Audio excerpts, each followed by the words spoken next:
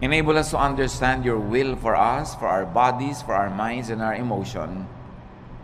At maisama namin, Panginoon, sa tunay na pagsamba, yung pagsupil sa aming isip at katawan para matuto kami, Panginoon, na magkaroon ng kapayapaan at katiwasayan. Deal with us, teach us, remind us about these beautiful and wonderful things. Right now, Father, we ask you to forgive us our sins, cleanse us from all our mistakes, from all the wrong things we do, from all the unclean things that contaminate us. Patawarin niyo po kami sa aming mga kasalanan, punuan niyo ang pagkukulang namin, at ngayon, puspusin niyo kami ng inyong Espiritu para matuto kami nitong napakahalagang kakayanan na magkaroon ng kapayapaan at pagpapahinga. Lead us, Father. Kayo po ang siyang mangusap, at kayo rin ang siyang magpala sa lahat ng mga nasa daan papatungo rito. May your safety, your love, your joy be upon us. In the name of Jesus, your Son, our rest, our shelter, our friend, we pray with thanksgiving. Amen. How to rest and relax. Sa mga relihiyosong tao, kuminsan akala nila kasalanan yung magpahinga. Kasalanan yung mag-relax. At parang iniisip nila ang spirituality ay puro na lang pagtitiis, pagdurusa, at mga pagsasakripisyo. But life could be a gift to enjoy or a problem to solve. At kailangan sa simula pa lang, maaga pa lang, nililinaw na natin, ang buhay ba na bigay ng Diyos ay itatrato natin na isang regalo na dapat nating ipagpasalamat at lasapin, o ito isang problemang dapat lutasin. With that kind of mentality, you will already be standing on one side of the fence if you were going to be restful or anxious in life. John 16:33, Jesus says, I have told you this so that you might have peace in your hearts because of me. While you are in the world, you will have to suffer. But cheer up, I have defeated the world. Napaka-relevant po sa buhay natin, mga kapatid, itong mga verses na ito. Kasi namin ng Panginoon, sinasabi ko sa inyo na dahil sa akin, pwede kayong magkaroon ng kapayapaan. Totoo, habang nandito kayo sa mundo, marami kayong lalasapin, haharapin, kakabakahin, problema. Pero, huwag kayong mawala ng pag-asa. Pasiglahin nyo ang inyong mga kalooban dahil napagtagumpayan ko na ang sanlibutan. Kuminsan, nagkakaroon tayo ng feeling na defeated because we think we are the ones fighting. But the Lord is our champion. Nabuhay siya at namatay para sa atin. Ang lahat ng tagumpay ng Panginoon ay tagumpay natin. At siya'y walang kabiguan. Maging ang kamatayan na hindi nagtagumpay na siya'y hawakan ng matagal at siya'y nabuhay na muli, isang pangako na ang lahat ng sumasa kanya ay mabubuhay ding muli. Kasi sabi niya, alam nyo, kaya lumalaki ang problema nyo, pinapalaki nyo. Kaya bumibigat ang kalooban nyo, pinapabigat nyo. Totoo, kung magiging makasanlibutan lang kayo at mag-iisip lang kayo bilang mga karaniwang tao, talagang marami kayong dapat ikatakot at hindi kayo papapahinga. Pero bakit nyo gagawin yung matakot? Samantalang napagtagumpayan ko na ang lahat. That in Christ we have our victory. That even in our personal performance, we might fail every now and then, but it is not our performance that counts, but the performance of the Lord. Hindi yung kulang sa atin ang binibilang, kundi yung kapupunan na ibinibigay ni Jesus. Hindi yung ating karumihan, kundi yung paglilinis ng kanyang dugo. Hindi yung ating mga kamalian, kundi yung kanyang pagiging tama. Ang siyang ibinibigay at ibinibihis sa atin, kaya marapat lang na atin itong unawain. Life is indeed a gift to be enjoyed and shared. Like love, enjoyment and happiness is like a handful of sand. Yun pong buhangin, pag hinawakan nyo lang ng nakarelax ang kamay nyo, andyan lang. Pero subukan yung sobrang diinan ng hawak, sikipan, dumudula sa pagitan ng mga daliri natin yung buhangin at natatapong lahat. When you hold too tightly, sand slips through your fingers. And happiness is like that. Enjoyment, like love, is like that. Pag sobrang mong hinigpitan, nawawala. Dapat relax ka lang. Relaxing and knowing how to relax could be a great tool of survival in this age of stress. Marami talagang stress ngayon. Pati nga inumin mong tubig, binabayaran na, binibili, nung araw naman hindi. Maraming gastos ngayon na dati hindi naman gastos. Yung load, ang laki-laki ng pera mong napupunta sa load, dati naman hindi ginagastahan yan eh. Marami talaga. Pero marami ring blessing na available. Kita nyo naman, nagsusurvive ang lahat. Life is even better. So how to rest and relax, or how to live really, is our topic.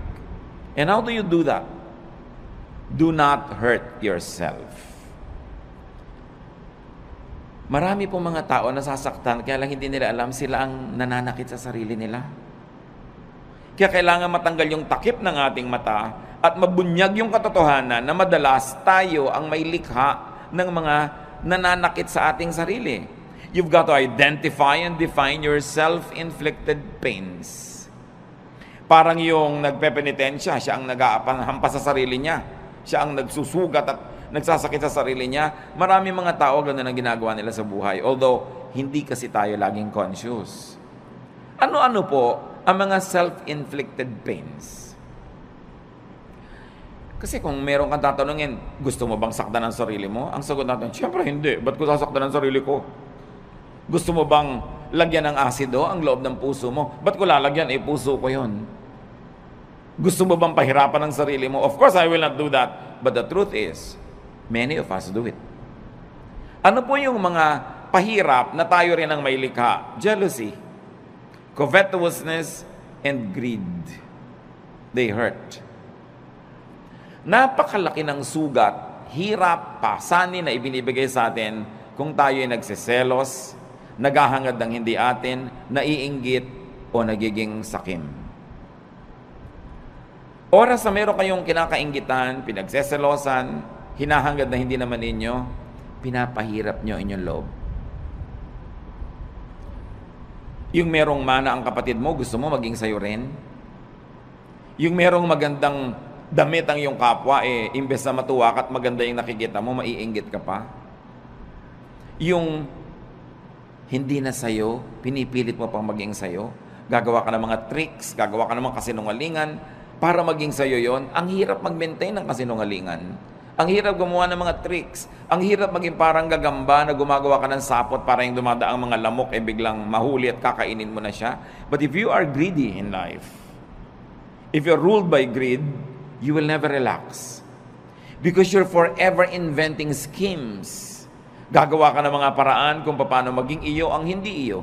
Kung paano aagawan yung mga tunay na mga may-ari. Kung paano sisiraan yung ating mga kinakainggitan, self-inflicted pain yan. At gaano karami sa inyong high blood pressure, gaano karami sa mga cancer ng katawan natin na nagmula sa sobrang pahirap natin dahil pinapahirapan natin ang sarili. Dapat tulog ka na, hindi ka patulog. Dapat payapa ka, hindi ka payapa. Dapat nag-e-enjoy ka, naiinis ka, naiinggit. You harm your body. At pagpatuloy natin ginagawa yon, yung mga maliliit na mga laso na yun na iniipon natin sa ating katawan, nagiging sakit. Ang tatamaan yung mga pinakamahinang parts of your body, so doon magmamanifest yung mga sakit. Pero ang totoo nyo, nagsisimula sa isip mo yan. Nagsisimula sa iyong espiritu. Kaya sinasabi nga, mind over matter. Halimbawa yung mga taong sobrang magsikap, talagang nagpapakamatay, nagkakandara pa para laging panalo, para laging mas maganda ang gawa niya, mas mataas ang score niya, mas kahanga-hanga ang kanyang performance. Gaano karami doon ang dahil lang sa inggit? Sabi sa Ecclesiastes 4:4, "Then I realized that we work and do wonderful things just because we are jealous of others. This makes no more sense than chasing the wind." Si Solomon nagsasabi na pagtanto ko na ang dami nating ginagawang kadakilaan, ginagawa lang natin dahil inggit tayo sa iba. At gusto nating maging mas dakila tayo. Halimbawa, although hindi ko naman talaga alam ang intensyon ng mga gumawa nung malaking pinakamataas na building sa Dubai. Ang taas na building para lang masabing nasa kanila yung highest building in the world. But what is the context of a tall building? For instance, in Manhattan, in New York. Kasi wala nang space, itataas ba na itataas yung building mo? Kasi wala nang space. Pero sa Dubai, na ang lapad-lapad ng disyerto, na kahit ihiga mo yung building, ang haba-haba, everything is first floor, ginhawa sa lahat, pwede dahil may space, ba't mo tataasan para ka lang maging tallest building in the world? O ano nangyari sa kalagitnaan ng proyekto, bumagsak ang ekonomiya. So ngayon, kinailangang iligtas sila nung kabilang state para matuloy yung project, napalitan yung pangalan. So, ano pa ang mga pinagagagawa natin? Halimbawa, yung mga estudyante, bakit marami sa mga magulang tinutulak ang anak na tumaas ang grade? Dahil gusto ba nating tumalino siya? O dahil gusto lang nating matalo niya yung isang kakompetensya sa grade? Bakit kailangan ang laki-laki ng TV mo? Ang liit ng bahay, lampas na yung TV sa dingding, nakikita na ng kapitbahay yung gilid. Bakit kailangan? Kasi malaki yung TV ni Kumare. Bakit kailangan mas malaki ang hikaw mo? Dahil ba talagang yung tenga mo, kailangan niyang paglambitin na ng mga mabibigat na hikaw? O mayroon kang kakompetensya. Bakit kailangan mas maliit ang baywang mo? Marami tayong ginagawa mga kapatid, pahirap sa sarili just because we're competing with other people. So sabi ni Solomon, vanity, meaningless. Isang pagpapahirap sa sarili na hindi kailangan. Isa pa bang pagpapahirap natin, fatigue. Fatigue hurts. Too much work is painful. Ang dami mga tao sobrang magtrabaho tapos ang konti lang naman ang nabe-benefit nila doon sa tinatrabaho nila. At the end of the day, sila yung lugi. Sino ang nakinabang? Ang mga kamag-anak nilang batuga. Mga kamag-anak nilang tamad. Hindi nag-iisip. Saan kaya ako kukuha ng ganitong gagastos din? Ano kayang gagawin ko? Pero at the end of the day, nagkakaroon din. Dahil kahit nagger ka, kahit nagagalit ka, bibigyan mo rin. So ikaw si lugi. Kaya lugi sa buhay yung mga OC. Yung mga obsessive-compulsive, linis ka ng linis, kasi iba dumi ng dumi. Hindi ko alam hanggang ngayon, hindi pa po ako decided kung tatawagin kong blessing yung mga taong walang pake. Yung may baha, walang pake. Tulog. Yung bukas may gastusan, walang pake. Pero at the end of the day, nabuhay din sila ng 70, 80 years old, masaya pa sila. Kaysa ikaw worry ka ng worry, isip ka ng isip. At ang nangyayari tuloy, dahil mahilig ka mag-isip, ikaw tuloy ang sasagot sa mga gastusin niya. Kasi ikaw yung responsible. But is that the way to live? Do you want to be like that? You've got to let go of some things. Going against your conscience for the sake of gain hurts. Gaano karami mga kapatid ang ginagawa natin na labag sa ating budhi? Pero ginagawa mo para lumaki ang iyong kita o para mapalapit ka sa isang taong pinupuri mong akto doon, nandidiri ka sa kanya. Ginagawa mo, pero naiinis ka sa sarili mo, ginagawa mo yun. Yung bang gain na mapapalangon mo is more than the loss. Pag kinumpero mo yung napala mo at yung lugi mo, na nahirapan ng iyong loob, napagod ang loob mo, nakakasira ng palusugan, nakakasira ng sarili. Ano pa po ang mga pahirap natin sa sarili na hindi natin nare-realize? Strained personal relations. They hurt. Tuwing meron tayong kaaway, kagalit, and we maintain this kagalitan, hirap tayo. Dahil kahit matigas ang loob mo, kahit ka pa nagtatapang-tapangan, aminin mo, mas gusto mo naman friendly yung atmosphere. Mas gusto mo naman na kabati mo yung kagalit mo ngayon. Mas gusto mo naman na love ka niya kaysa hate. Kahit nagpe-pretend ka pa that you don't care, you care. Why? Because the Spirit of God lives in us. And that Spirit is hurt whenever things are wrong. Kung ang mga relasyon natin sa ating kapwa ay pangit, kaya kami mga tao nagpapagamot, laging masakit ang ulo, laging masakit ang likod, laging masakit ang ganito. Tanong mo, marami ka bang kaaway na kamag-anak, kaibigan? No po. Hindi mo kailangan ng gamot. Makipagkasundo ka lang, baguhin mo ugali mo, gagaling ka. Kaya kami sakit, kahit inumin mo lahat ng isang drum ng mga gamot, kung lagi kang nakikipag-away, lagi kang may kaaway, may gusto kang sugurin, defensive ka dahil may sumusugod sa'yo, magkakasakit ka. Kaya ang Panginoon nagtuturo, forgive, make peace. Sa palagay niyo, nagtuturo siya para tayo lugihin? No. Nagtuturo siya ng ganoon kasi alam niya, when you forgive, you relax. When you make peace, you relax. And when you relax, you will get well, even if you're sick. Or you will not get sick. And then it's to your advantage. Lahat ng turo ng Panginoon hindi para tayo madehado. Doon tayo panalo. Ang tulo ni Satanas, yun ang mahirap. Yung dapat ikaw ang panalo. Talunin mo siya. Dapat mas pataas ang score mo. Dapat mas mayabang ka sa kanya, dapat mas malakas ka, hindi ka mapapahinga. Pag lagi ka nakikipag-compete.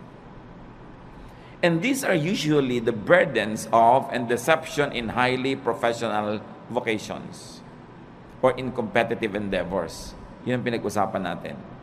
Kaya nga kung minsan meron tayong kapatid o pinsan na masyadong baliwala, yung pa sobrang bahala na, sobrang hindi siya nag-aalala, ang totoo, mas minsan humahaba pa yung buhay niya kaysa sa'yo. Siyempre, ayaw naman natin maging ganon. Pero meron tayo kahit konting dapat matutunan doon sa mga taong marunong magsawalang bahala paminsan-minsan. Kasi pwede mong punuin ang buhay mo ng puro takot. Pero anong mapapala mo? Obserbahan nyo sa aeroplano, pag magte-take off, iba-iba reaksyon. Meron talagang yung naninigas ang panga, nananalangin ng hindi matapos-tapos. Minsan magdalangin ka ng isang beses, tapos tama na. Ba't walang patid? Para ka nalang laging natatakot, nagte-take konting tagtag ng aeroplano, takot at takot. Meron naman, kain ng kain, may natutulog. So, pare-pareho rin yung darating. Kung 1 oras kayo sa loob ng aeroplano, o 5 oras, o siyam, pare-pareho rin naman kayong lalabas sa aeroplano na yun pag nag-landing, pero ikaw hindi ka nag-enjoy kung warrior ka. Because it's in your mind. Kaya nga po sabi ko doon sa mga laging natatakot, to myself included sometimes, when you get tempted to be afraid, may kilala ka na ba? Personal na kilala mo na namatay dahil sa plane crash? Wala pa akong natatawang na yes ang sagot. May kilala ka nang namatay dahil nabundol ang tricycle? Meron. Meron kilala ka nang namatay na nasa kama lang, binangungot, namatay? Meron. May kilala kang nasa ospital, naliligid ng mga doktor, namatay? Marami. Yung pala, mas marami doon, di mas matakot ka matulog. Mas matakot ka maglakad sa kalye, but pag sasakay ka, takot na takot ka because you're psych yourself up to be afraid while flying is the safest way to travel. So it's all in your mind. Ba't mo papahirapan na yung sarili? Kung pwede ka naman mag-relax. And besides, kahit mag-worry ka, makokontrol mo ba yung hangin, yung aeroplano? No. So meron tayo dapat na punto na pwede tayong magsawalang bahala. Total, wala ka rin naman magagawa kahit sikapin mo na bahalain mo yun, hindi rin pwede. Worry hurts. When you worry so much. So do not worry. Do not play God. Ano po ang kinalaman, mga kapatid, ng worrying and playing God? Making things work is God's role. Yung hindi mo control, katulad nun, lumilipad ka na, hindi mo control yan eh. So hayaan mong God ang mag-isip doon. Colossians 1:17, God's Son was before all else, and by Him, everything is held together. Sa pamamagitan ng Diyos Anak, ang lahat ng bagay ay nagkakakapit-kapit, nagkakalakip-lakip, umaandar ang mundo, umaandar ang sinukob, umaandar ang creation dahil sa Diyos Anak. Hindi dahil sa iyo. So kung meron dapat mag-worry, how to make things work, siya, hindi ikaw. Ang dapat mo lamang gawin, yung papel mo. So kung engineer ka, i-check mo kung maganda ang makina ng mga aeroplanong chine-check mo. Kung ikaw ay may papel, gawin mo yon at pagkagawa mo nun, leave the rest up to God. Kaya mahalaga, ginagawa mo lang yung papel mo. Sabi nga ng Desiderata, the universe is unfolding as it should. Sisikat ang araw bukas, tulungan mo man o hindi. At lulubog yun bukas ng gabi, pigilin mo man. Aandar ang lahat. Mag-global warming kung kailangan mag-global warming. Magkakaroon ng bagyo at aalis din ang bagyo. Babaha at huhupa ang baha. Lahat pa ulit-ulit lang na mangyayari. Hindi mo yung problema kasi hindi ka ang Diyos. Ang problemahin mo lang yung munting daigdig where you move, where you can make a difference, and then leave the rest up to God. Sabi ng Jurassic Park, life finds a way. Mga magulang, nag-aalala tayo, naku, yung anak ko aaten ng picnic, baka mahulog. Mangangunyapit yun. At pag nahulog na yun, aahon uli yun kung saan man siya nahulog. Baka siya malunod, lalago yung pilit. No? Gagawa siya ng paraan because life finds a way. Minsan ang takot ng mga magulang, mamatay siya ng hindi pa matatanda yung mga bata dahil hindi maaalagaan. Aalagaan din nila ang sarili nila. Kahit hindi mo alagaan yung mga batang yan, nakadikta sa kanilang kalikasan, aalagaan nila ang sarili nila. Pag may nahipo silang mainit na plancha, siyempre kahit hindi mo sabihin, tatanggalin nila yung kamay nila. Nakasulat sa atin yun. We were wired to survive, to reproduce, and to live the cycles of life that are assigned to us. So hindi natin dapat masyadong inaalala yan. Nakatakda yan. Huwag mo alalahanin ang shape ng bulkang mayon. Magiging perfect pa kaya yan ng matagal? Paano kung sumabog? May mga nagagano, nagwo-worry. Anong gagawin mo? Tingnan mo na lang siya. Kung hindi na siya perfect, tabi-tabingi, find another beauty in it. But enjoy it while it lasts. Maybe you have a provider complex or a protector complex or a teacher complex, but do it only up to a point. Do not overdo being a provider. Because even if you don't provide for your loved ones, they will find a way to continue living. Even if you don't protect them all the time, God designed them to protect themselves. You don't always have to be the teacher. You don't always have to be the moralizer, the one who says the right thing, because they will also hear it from other sources, aside from they will hear it from their conscience. So don't play God, that's what we mean. Iinom ka ng gamot, inumin mo, manalangin ka, and let it work. Huwag mong alalahanin. Huwag mong buksan yung mga benda ng sugat mo para tingnan mo kung naghihilom na yung sugat mo. Dahil lalo na namang mabubulat-lat, dudugo lang. Let it heal by itself. Just do your part.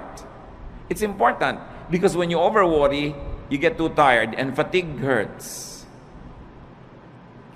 Pag pagod ang tao, bumababa ang immune system. Madali kang magkasipon, madali kang magkaroon ng mga sakit pag pagod ka kasi bumababa yung panglaban ng katawan mo sa mga invaders. Kaya dapat nagpapahinga. Observe design and load limits.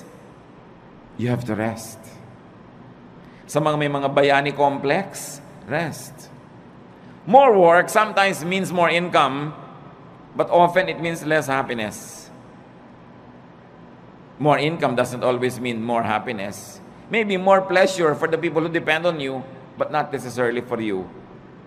At meron kang tungkulin sa iyong sarili. Bago pa man ang tungkulin mo kahit kanino, kailangang buhayin mo ang sarili mo, pasayahin mo ang sarili mo, ipahinga mo ang sarili mo, at huwag mong payagan kahit yung mga minamahal mo, napatayin ka, sipsipin ang dugo mo, istrohin ang dugo mo, nag-e-enjoy sila, tapos ikaw yung nangangalirang at natutuyo. You have a duty to yourself. Life is a primary duty of life. At paglabag sa utos at kalooban ng Diyos na nagbigay sa'yo ng buhay, napabayaan mo ang buhay mo. Kahit pa nga yung pagpapabaya mo, pagdugtong sa kaligayahan ng iba. Kahit sa airlines, makikita nyo doon sa kanilang mga anunsyo ng kaligtasan, pag nawala ng oxygen sa cabin, may malalaglag ng mga oxygen mask, anong gagawin mo? Una mong lagyan ng sarili mo. At pag nakakahinga ka na ng tama, at saka mo tulungan yung bata o yung matanda o sino man, you have a duty to yourself. And it's not selfishness. You were wired and created by God to protect the life that was assigned to you to protect. Yung ibang tao, ipoprotect nilang life nila. Sometimes we are overprotective But they will protect themselves because they too were wired to protect themselves. So do not overwork yourself. Rest from overwork. Learn appropriate contentment with what you make. Yung mga iba, lalo mga professionals, may kasabihan nga ngayon, dahil alam niyo sa Korea, South Korea, sobrang modernization at sobrang materialism tuloy dahil puro pera, may kasabihan ngayon doon, a Korean man gets stomachache when his cousin builds a new house. Dahil naiinggit siya, bakit may bago siyang bahay? Anong problema ko? Ba't di ako nakakapagpagawa? So papagawa din siya. The competitiveness is too much. That's why one of the highest rates of suicide dyan. Dahil sa competitiveness. 1 Timothy 6:6-7. And religion does make your life rich by making you content with what you have. We didn't bring anything into this world and we don't take anything with us when we leave. Sabi dapat kontento ka kung anong meron ka. Hindi sinabi na kung ano na lang nandyan pwede na. Kasi itinuro, 6 days you shall work and on the 7th you will rest. So it follows that you will really achieve, that you will acquire, that you will amass, and you will have. But the point is, be contented with what you naturally have. So kung ito pa lang yung kinikita mo ngayon, ginagawa mo naman yung best mo, huwag mo i-compare sa kita ng iba to the point that you will kill yourself trying to beat that other person and trying to make more. Kaya nga sa mga highly professionalized fields, totoong-totoo yan, ang daming may ulcer, ang daming may insomnia. So they squander their youth trying to make money, and when they are old, they use all their money to become healthy again. So mahalaga, iniingatan mo yung katawan mo na may limit ang pwede kong gawin. Hindi ako pwedeng lagi nagpapakabayani. Hindi ko laging sosolvin ang problema ng daigdig. I will have a healthy level of self-preservation. Do not strain yourself to make now what you should still make tomorrow. Yung kikitain mo pa bukas, huwag nang kitain ngayon. Magpahinga ka naman. At sabi ni Solomon, the more money you make, the more people come to spend it. And don't you find it true? Nung maliit ang kita nyo, hindi kayo pinapansin ng mga tao, so yung maliit na kita nyo, kasya sa inyo. Nung lumaki-laki, biglang naalala na ngayon ng nanay mo na malaki yung kita mo, naalala ng kapatid mo, naalala ng pinsan mo, heto na ngayon nakadaing sa'yo, nakahingi. Lumaki pa lalo ang kita mo, pati mga pinsan mo ngayon nagdadatingan na para makihalo at makikuha sa mga kinikita mo. So ikaw ang mag-isang nahihirapan, nagdurusa, yung iba ibinebenta ang kaluluwa, ginagasgas ang muka, sinasaktan ng sarili para kumita, tapos ang daming humuhot-hot. Do you like that? Pag marami kang kinikita, maraming makikiparte. Dadaming kamag-anak mo, maraming tutuntun sa'yo. Hindi naman masama maging matulungin tayo. But making more money at the expense of your health and peace does not always benefit you. Probably it benefits other people. And this is not what you want to happen in your life. Do not strain yourself. Natural lang dapat. At sabi ng Panginoong Jesus, let the day's own trouble be sufficient for the day. Tomorrow will be another day. Another problem with a solution. Do not try to solve the problems of tomorrow with today's solution because today's solution is only for today's problem. Parang yun ding pera mo, for today lang yun, so spend it. Paano bukas? Tomorrow, you will earn again and you will spend for tomorrow. But when you spend your income now for what you will still have to spend on today and tomorrow, kulang. Kaya dapat, hindi rin natin fast forward ang expense. Don't spend more than what you earn. And you should be responsible in handling your money. Kasi para hindi ka ma-stress at para hindi ma-stress ang mga mahal mo sa buhay. Kasi kung minsan sobra kang relaxed, kaya namang pala nagkakaganon ang sobrang nahihirapan, yung kasambahay mo. Magkakapera ka, gagastahin mo sa walang kwenta. Pagdating ng bill ng kuryente, ng tubig, itong kasambahay mo nagbabayad. So ang pinag-uusapan natin mga kapatid is how to rest and also how to let your loved ones rest. And that happens only when you are responsible. So responsible enough tayo. Do not be overly competitive, but don't also be overly sacrificing for others. Yung sobrang pagsasakripisyo para sa kapwa, hindi yan turo ni Jesus. Turo lang yan ang simbahan kumisan. Mark 6:31, a very interesting episode in the Lord's ministry. But so many people were coming and going that Jesus and the apostles did not even have a chance to eat. Then Jesus said, let's go to a place where we can be alone and get some rest. Sasabihin ba, very un-Jesus yata? Ang daming tao na kailangan ng pakainin. Ang daming taong kailangan pagalingin. Kailangan ipanalangin. Kailangan i-counsel. Kailangan turuan. Kailangan palayasan ng mga espiritu na katira sa kanila. Pero pagod na sila. Ano sabi ni Lord? Shh, hindi kayo. Tahimik tayo mawala dito. Iwan natin ang mga taong yan. Pumunta tayo sa isang lugar na tahimik na hindi na tayo masusundan. Magpahinga tayo at kumain doon. Do you do that? Mga kapatid, kung minsan, sobra kayong palatulong sa inyong mga kamag-anak at yung asawa niyo naman cooperative. Pero sinasabi niyo ba kung minsan sa asawa mo, huwag muna nating isipin yung mga kapatid mo at kapatid ko. Tayo muna magbakasyon. Dapat ganun. Hindi puro sakripisyo. Yung nakatira ka sa isang bahay na ang ingay-ingay, nakakatulig, kahit sa katumingin may muka, siksikan. Hindi mo ba sabihin sa asawa mong, minsan, mag-motel naman tayong dalawa, honey, para tayong dalawa lang, makapag-salarinan. Dapat mong ginagawa yun. Jesus showed us the way. Don't kill yourself giving to others. You've got to give yourself time and space to enjoy the blessings of God, even though sometimes lang, once in a while, but you have to do it. Why? Because you cannot give what you do not have. Pag lagi ka ng aburido, wala ka rin namang maibibigay. Kung isang pera lang, pero may kasama pang bunganga. Kasi aburido ka. Minsan nagbabantay ka nga sa pasyente, pero kulang na lang, hulog mo siya sa kama. Kulang na lang, hagisan mo nung juice niya. Kasi pagod na pagod ka nakababantay.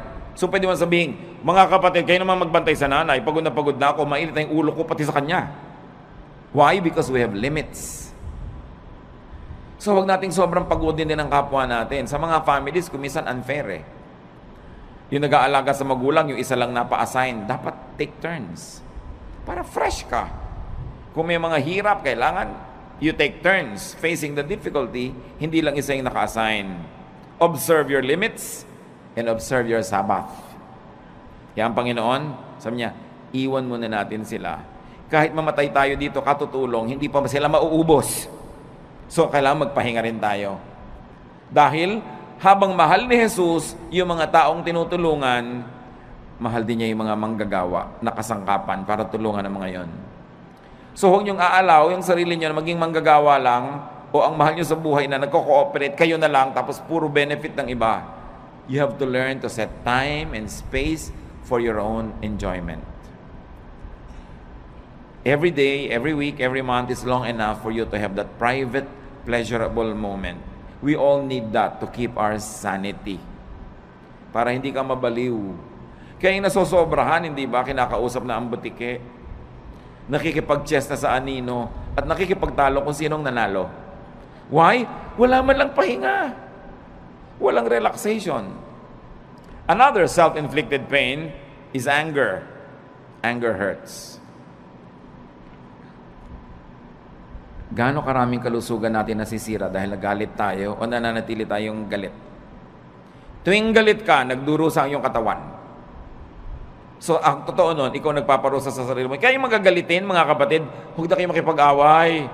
Yun lang sila nagagalit sa inyo, yun na ang parusa sa kanila. Kasi napakalaking parusa sa katawan, sa isip, sa emosyon na magalit. So, contain or avoid anger. And once more, don't play God. Why do I say that? Because anger is the prerogative of the perfect. Dapat yung perfect lang nagagalit. Yung author ng perfect moral law, pag na-break yon, dapat siya magalit. Siya yung author siya yung Diyos. Yung author ng natural law, siya dapat magalit when it's broken. Pero tayo, hindi naman author nakikibasa lang tayo. You are not perfect. You are not the author of morality or life. You are just a fellow creature, a fellow beneficiary and traveler, a fellow seeker, in fact, a fellow sinner. Kaya wala kang karapatang magalit. Isipin niyo mga kapatid, ano mga kinakagalit nyo? Kayo ba, Diyos? Ano mga kinakagalit natin? Perfect ba tayo? So may imperfection yung tao, pero perfect ka ba? Besides, you were not designed to be angry. Nung nilikha tayo ng Diyos, hindi niya tayo dinesign na magalit. Kaya pag nagagalit tayo, we go out of the design, we destroy the intentions of the manufacturer, and at the end of the day, we destroy ourselves. Hindi bagay sa atin magalit, hindi tayo dapat nagagalit. Your bodily system goes awry when you get angry. Nagkakasira-sira, nagkakawasak-wasak ang nervous system, electrical and chemical balances of your body na iiba pag nagagalit ka. Kaya mga ibang nagagalit, they become, sabi nila, temporarily insane. Nakakapatay. Traffic altercation, nakakabaril ka ng kapwa, tapos makukulong ka forever. Dahil lang nagalit ka. That's why galit should be controlled. And your bodily system, including your soul, gets damaged when you stay angry. So, dapat hindi magalit, at tapos kung nagalit na, dapat hindi tagalan. Kaya ang sabi sa Bible, do not go to bed while you're still angry. Do not let the sun go down on your anger, which means, huwag mong patagalin yan. Pero yung merong nagdaramdam sa inyo, 7 taon na, gusto nyo bang tumapa kayo sa tamtax at huwag nyo alisin sa talampakan nyo ng 7 taon? Ito yung naglalakad kayo, kumikirot, dumabaon, nagnanana. Higit pa ron pag meron kayong galit na kinikimkim sa puso. Dahil hindi lang talampakan na naapektuhan. Naapektuhan ang inyong puso, ang inyong isip, ang inyong emosyon, relasyon sa kapwa, relasyon sa Diyos, kalusugan. It is foolish to remain angry. So, don't remain angry dahil kayo banal. Pero kung hindi kayo banal, at least be intelligent. Still don't be angry because it's not good for you. Huwag kayong magkim-kim ng mga sama ng loob. Ibulalas nyo kung kailangan ibulalas o ipatawad nyo na lang, pero huwag niyong kimkimin. Huwag niyong kimkimin. Nararanasan nyo na ba na mapapadighay kayo, hindi nyo maidighay-dighay? Di ba ang hirap kimkimin? Subukan nyo magkimkim ng sinok. Ang hirap. At yung mga kinikimkim pa natin, mga kung ano mga sama ng loob, may LBM kayo, kinikimkim nyo, ayaw nyo ang ilabas, ano mangyayari sa inyo? Di ba? Alam nyo mangyayari sa inyo? Masahol pa ron ang galit. But Satan is so deceptive that we don't realize that simple anger is destroying us. Pag nakita mo yung tao, tumataas ang presyon mo. Pag naalala mo siya, nawawalan ka ng ganang kumain. Baka maging violente ka pa. Lugi ka. So rest and relax. Rest your body, your senses, with pleasure and beauty. Kaya kailangan natin ng kagandahan.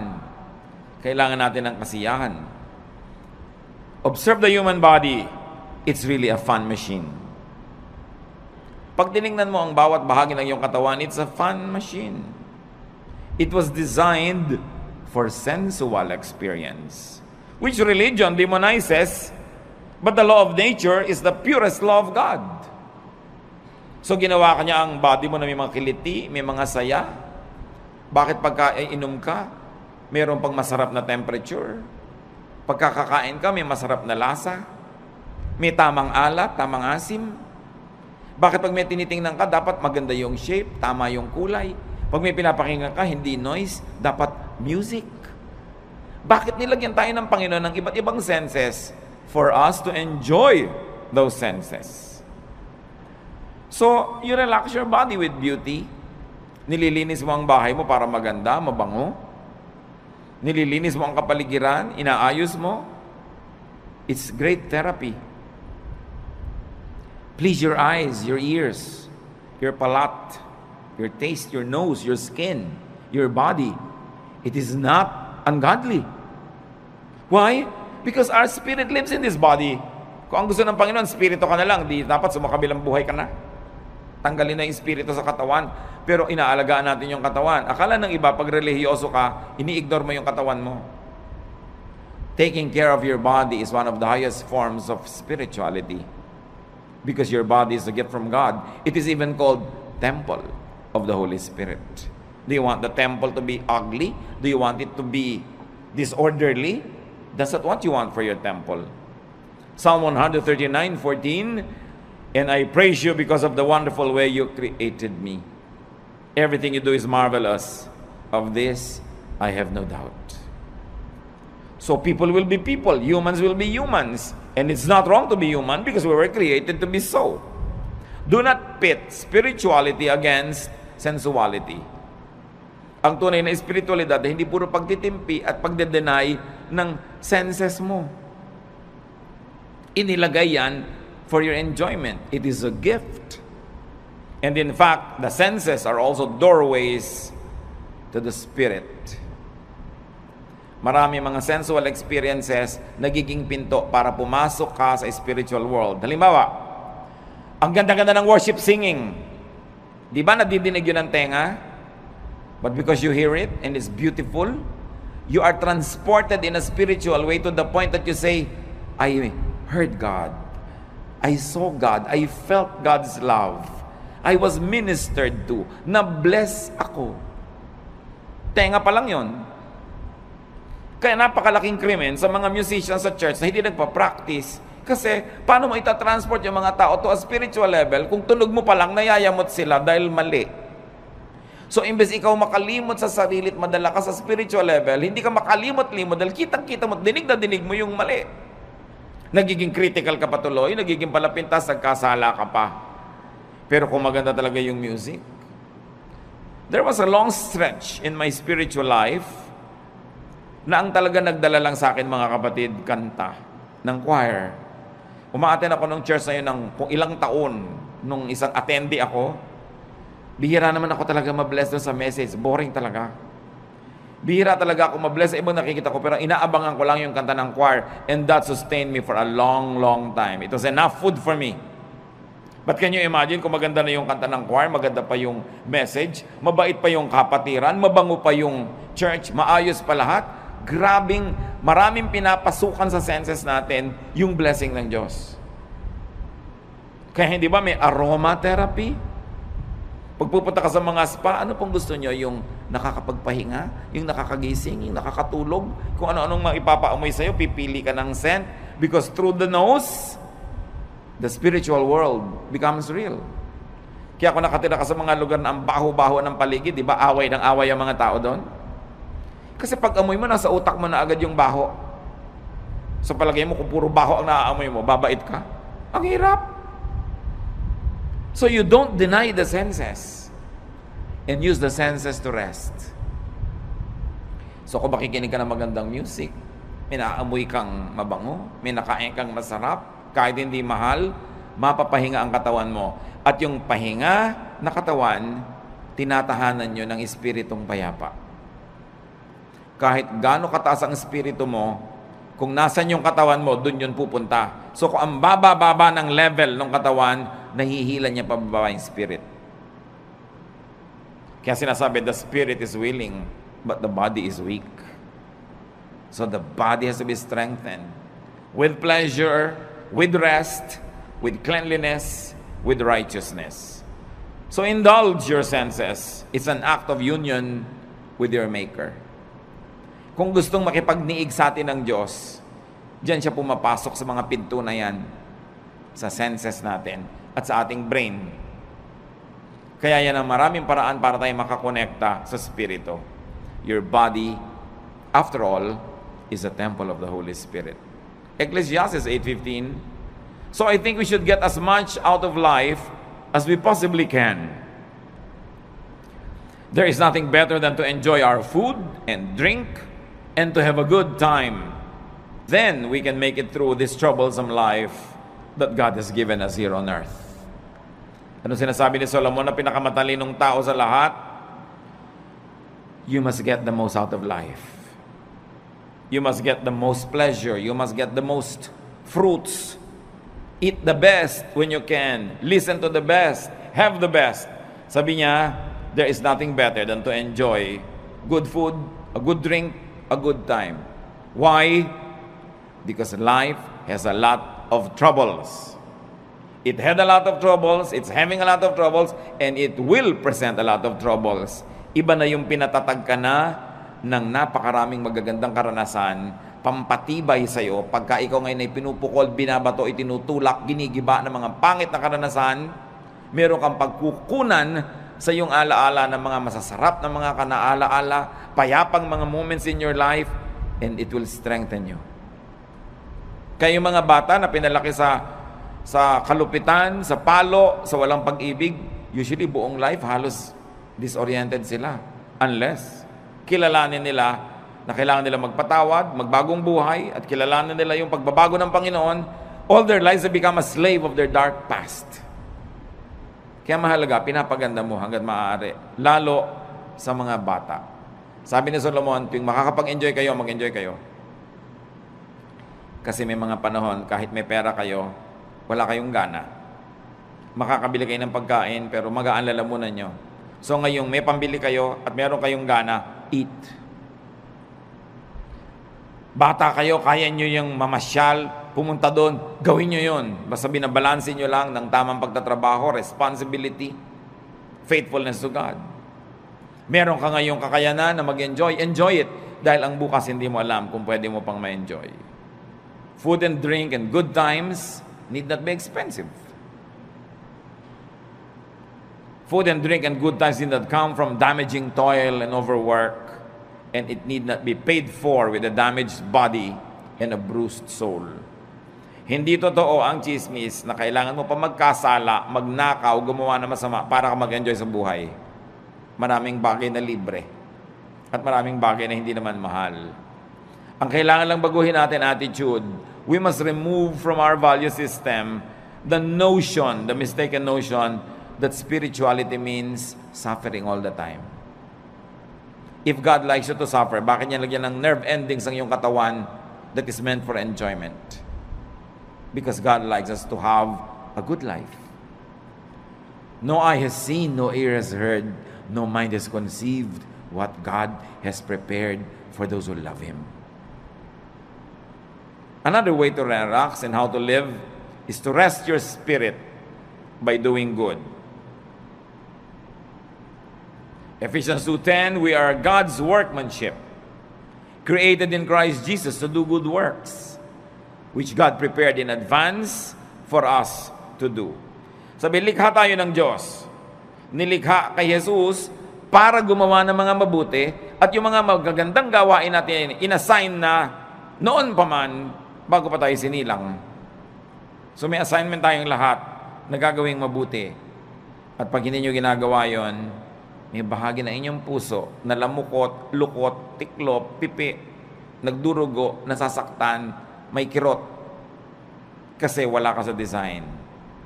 Dapat hanapin mo, kapatid, ano yung assignment mo sa mundo, anong mission mo. Sa buong buhay, sa isang taon, sa isang buwan, sa isang linggo, sa isang araw, sa isang oras, nag-iiba-iba yung mission na yun.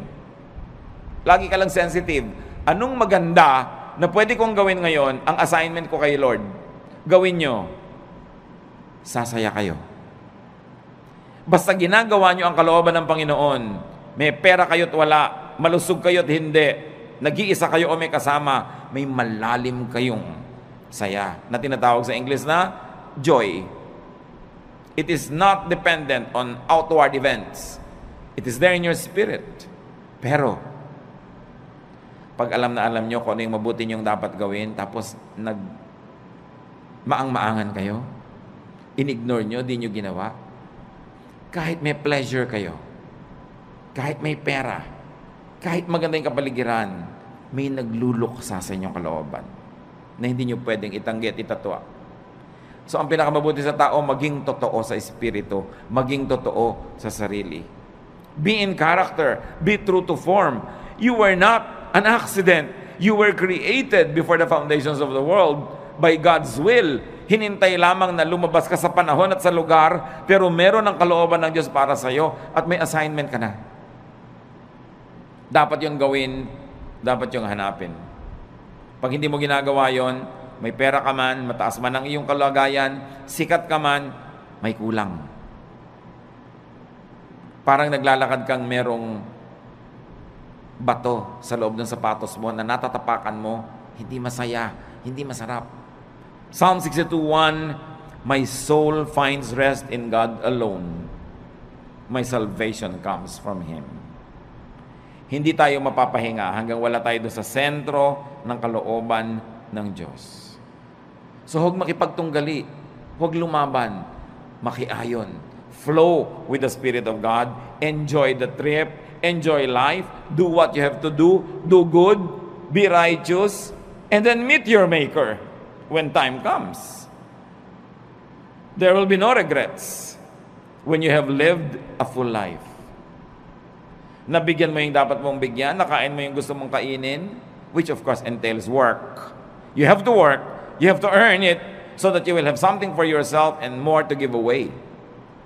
Kasama tunay na espiritualidad ang pagtatrabaho, yung pagiging responsible, but don't be overly responsible because you will only be full of stress. Marunong ka dapat magsara ng dapat isara, lumimot ang dapat limutin, magpatawad ng dapat ipatawad para nakapahinga ang iyong kaluluwa. Pero mahalaga, punuin ang buhay ng mabubuting gawa. Revelation 20:12, I also saw all the dead people standing in front of that throne. Every one of them was there, no matter who they had once been. The book of life was opened. The dead were judged by what those books said they had done. So lahat ng ginawa natin, ginagawa, gagawin pa, nakalista, at magiging basihan ng final judgment. Doing good places you in the path of God's blessings. Doing good gives balance.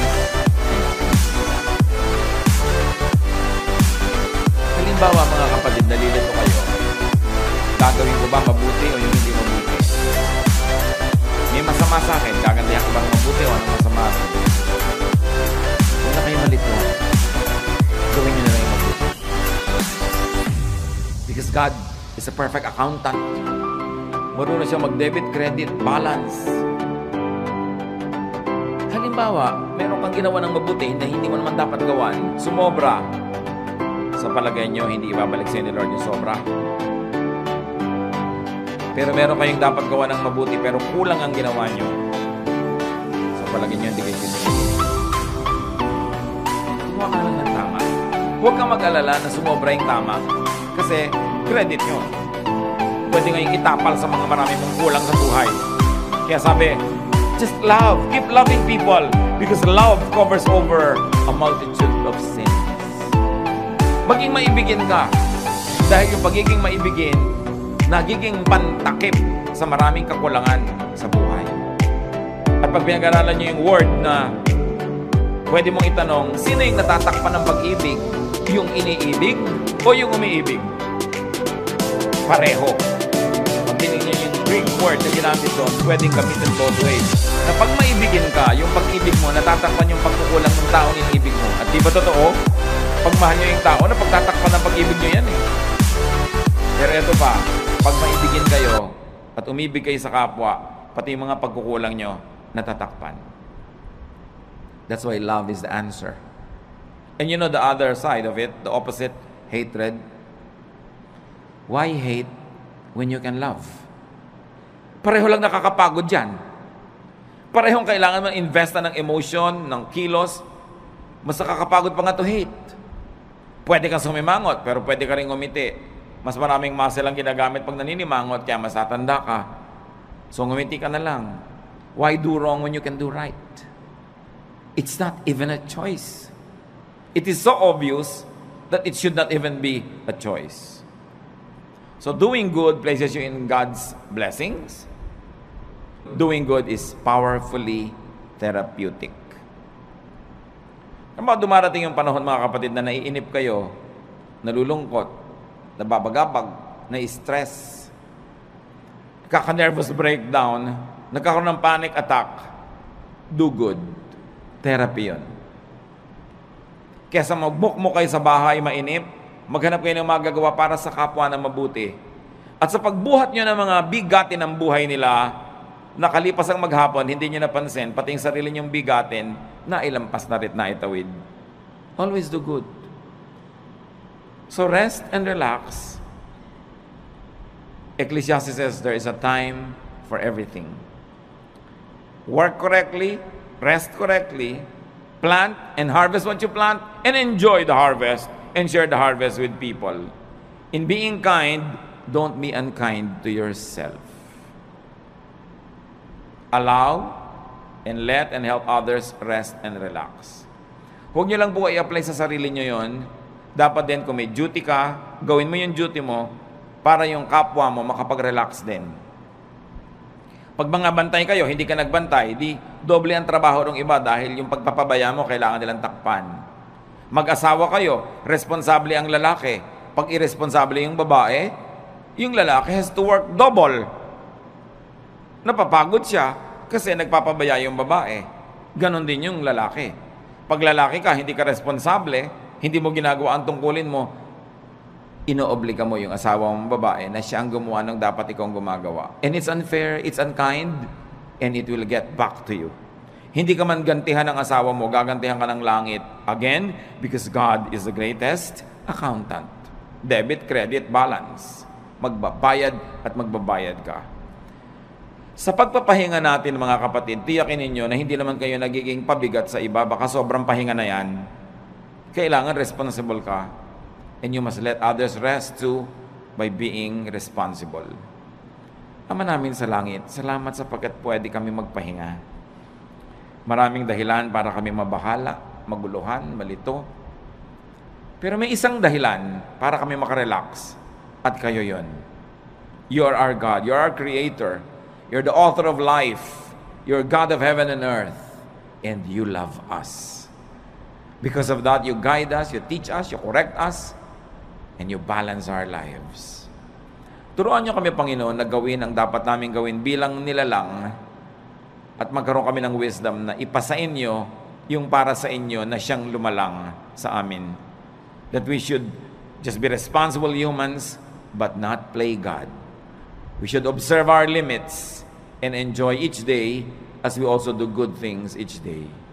Magbulay-bulay tayo sa katahimikan, mga kapatid, hanapan ng personal pang mga application ang mga pinag-aralan natin. Mga pinag-aralan natin.